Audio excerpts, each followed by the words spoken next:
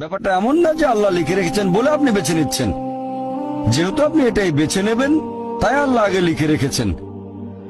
এখানে পছন্দ আপনার, তবে আল্লাহ আপনার পছন্দ জানেন। যেমন ধরেন একটা রাস্তার মোড়ে আসলেন, সামনে 5টা রাস্তা, রোড নাম্বার 1, 2, 3, 4, 5। এখানে পছন্দ আপনার, বেছে নিতে পারেন রোড নাম্বার 1, 2, 3, 4, 5। আপনি গেলেন রোড 2-এ। এটা আগে থেকেই লেখা আছে আপনার নিয়তিতে যে আপনি যাবেন 2 নম্বর রোডে। ব্যাপারটা এমন না যে আল্লাহ লিখেছেন বলে আপনি করছেন। যেহেতু আপনি এটাই বেছে নেবেন, তাই আল্লাহ আগে লিখে রেখেছেন। তাহলে পছন্দ আপনার।